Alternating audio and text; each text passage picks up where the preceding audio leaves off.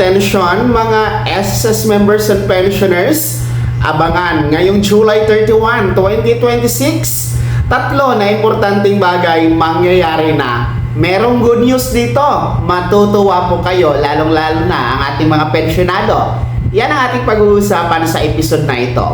Hello mga ka-vlogs! Welcome sa aking YouTube channel at welcome po sa ating official Facebook page. Saan ka man nanonood, kumusta? Well, eto no, mga miyembro at pensyonado ni SSS, abangan nyo po ngayong darating na July 31, 2026 dahil meron po tayong tatlo na importanteng bagay na mangyayari.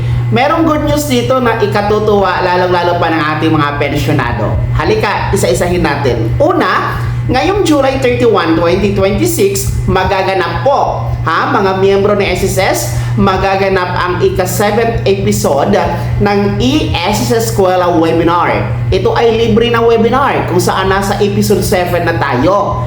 Well, during that webinar ay mayroon po tayong 4 na mga SSS benefits na mapag-uusapan. No? Libre po ito, walang bayad. Una, yung tungkol sa sickness benefit. Pangalawa, yung tungkol po sa disability benefits. At pangatlo, yung tungkol sa easy sickness and disability benefits. At pang-apat, ang patungkol sa My SSS card. So, 4 yan na topiko na pag-uusapan during sa 7th episode ng e-SSS Eskwela Webinar ngayong July 31 po yan. Well, ito po ay magsisimula alas 8:30 ng umaga hanggang alas 12 ng tanghali. So, mabilis lang naman ito mga ka-vlogs. Huwag kayong mag-alala kasi kahit nasa trabaho kayo, nasa abroad, nasa bahay, nasa mga negosyo, pwede po kayong dumalo dahil online lamang ito through Microsoft Teams na app. No? Kasi online webinar lamang ito. So sa mga interesado na mag-join, ay scan nyo lamang po ang QR code na nasa screen ninyo. Nang sa ganon ay mapabilang kayo sa attendees, no? Mapalista kayo, mag-register kayo dyan. Wala yang bayad ha, at walang bayad itong webinar na ito. Libre ito na handog ng SSS. Nang sa ganon ay marami tayong matutunan, no?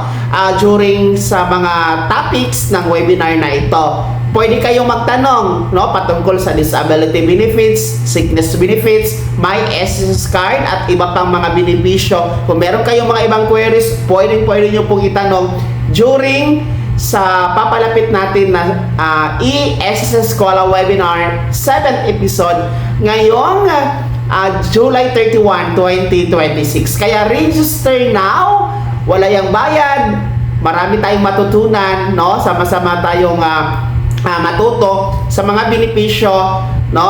At serbisyo na para po sa mga miyembro, benepisyaryo at pensyonado ni SSS. Pangalawa na importanteng bagay magaganap ngayong July 31, 2026 para sa ating mga pensyonado. Huwag kaligtaan na mag-comply. Deadline po iyan sa pag-comply ng Annual Confirmation of Pensioners or SSS AKOP. Well, sino-sino ba ang required na mag-comply ng AKOP? Sila po ang mga pensyonado na may edad 80 pataas, no? 80 years old pataas at buwan ng kapanganakan, birth month po itong July 2026. Kung kayo po ay magbe-birthday sa buwan na ito, ano man ang petsa, from July 1 to July 31 at ang edad 80 years old pataas, kayo po ay required na mag-comply ng AKOP ayon sa SSS Circular Number 2023-013. Well, paano ba mag-comply ng AKOP? Una, pwede kayong mag-walk-in sa pinakamalapit na SSS branch sa inyong lugar, no? Kung kaya lang naman pumunta doon, mga ka-vlogs. Well, pangalawa, pwede kayo mag-comply ng AKOP through video conference, no? Online video conference, pero kailangan nyo muna mag-set ng online appointment, no? Gamitin nyo po ang My SSS account portal ninyo para makapag-set ng appointment. Pwede yung online video conference, lalo-lalo pa sa mga nasa abroad, no? Mga busy sa trabaho, hindi na kailangan pumila sa SSS branch, no? Pwede na ang video conference. Pangatlo, pwede tayo mag-comply ng AKOP through facial authentication. Ito naman, kung meron kayong mga national ID, no?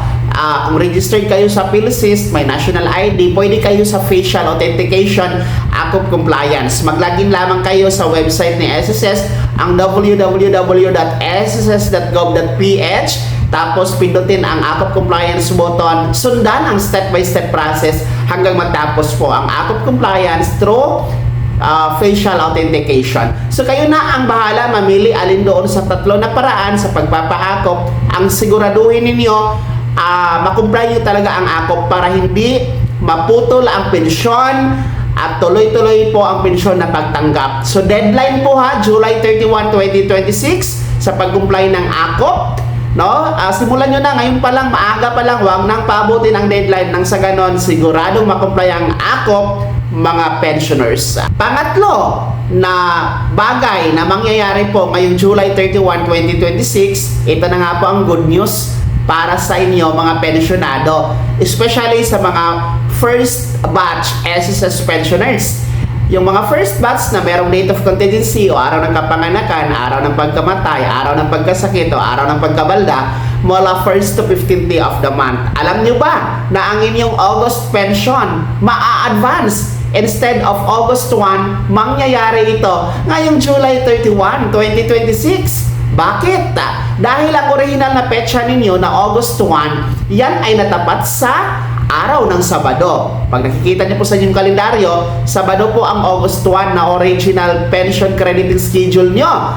At ayon sa circular ni SSS na kapag matapat sa weekend, Sabado, Linggo, di ka naman holiday, ang pension crediting, ito'y maa-atras sa pinaka-last working day ng SSS. So, ang last working day ng SSS before August 1 is July 31, araw ng Biyernes. Kaya July 31 po ang crediting ng inyong August pension mga first batch. Advance ng isang araw, mas maaga kaysa inaasahan. So, may pagbabago sa schedule, no? So, good news ito kahit paano mas maaga nyo pong magagamit ang inyong pension for August mga first batch. Okay? So, paalala lang ha na petsa lamang ang may pagbabago pero ang halaga wala po kasi wala tayong pension increase for the month of August mga first batch. Okay? So, antabayan niyo po sa yung ATM card ang inyong pension for August ngayong July 31, 2026. So, ayan po ang tatlong importanteng bagay na magaganap ngayong July 31, 2026. Araw yan ng Biyernes. Kaya dapat alam nyo ito mga miyembro at pensionado ni SSS.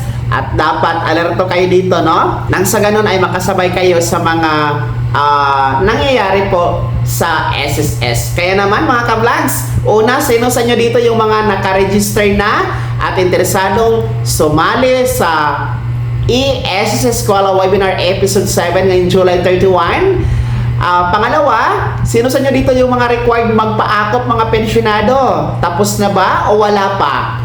No? Ngayong buwan ng July. Pangatlo, sa ating mga first batch SSS pensioners, kayo ba ay natutuwa sa advanced pension crediting ninyo ng pension for August 1 instead ay mangyayari ito July 31? Lahat ng yan ibahagi niyo po sa comment section na nasa baba. Maraming salamat sa pagtuto.